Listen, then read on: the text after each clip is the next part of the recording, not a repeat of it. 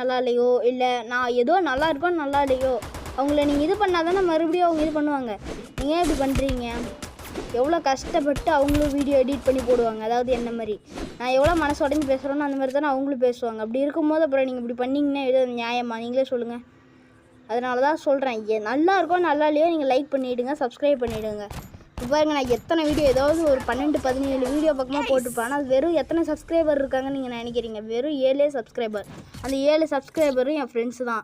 இப்படி இருந்தால் அப்புறம் எப்படி எல்லாத்துக்கும் வீடியோ போடணும்னு தோணும்? சரிங்களா? இனிமேல் நீங்கள் போடுற ஒரு கண்டென்ட்டோ அதாவது உங்கள் சைட்லேருந்து நீங்கள் சப்போர்ட் பண்ணால் தான் அடுத்தவங்களுக்கு மறுபடியும் வீடியோ இன்னும் போடணும் அப்படின்னு சொல்லி தோணும்.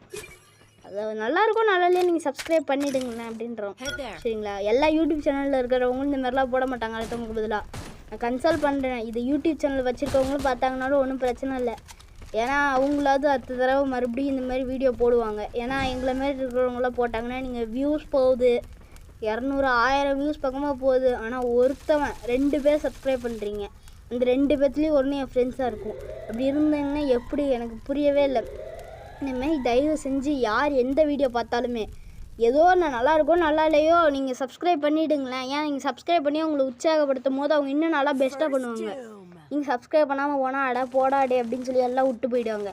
இதை இப்போ பாருங்களேன், நீங்கள் ஏதோ இதில் வந்து என்கிட்ட எல்லா ஆட்ருக்குமே ஃப்ரீ ஃபயரில் ஏதோ கேட்கணுமா கேளுங்க, ஒன்றும் பிரச்சனை இல்லை, நான் போடுறேன். ஏன்னா நான் இந்த மாதிரி இந்த ஃப்ரீ ஃபயர் வச்சுருக்கிறதே உங்களுக்காக தான். இல்லைன்னா இந்த ஃப்ரீ ஃபயர் டெலிட் பண்ணிட்டு போயிடுறதுக்கு எனக்கு ரொம்ப நாள் ஆகாது.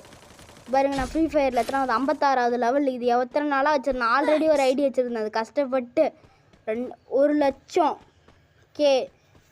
எவ்வளோ கொண்டு வந்து இப்போ சப்ஸ்கிரைபர் கொண்டு வந்தானா எல்லாம் ஒன்று விடாமல் எல்லாத்தையுமே ஹேக் பண்ணி எடுத்துட்டானுங்க. மனசே கேட்கல. மறுபடியும் அவங்கள நம்பி தான் இந்த யூடியூப் சேனல் ஆரம்பிச்சு. ஆனால் இந்த தடவை லைக்ஸும் போல வியூஸும் போல இப்படிலாம் பண்ணி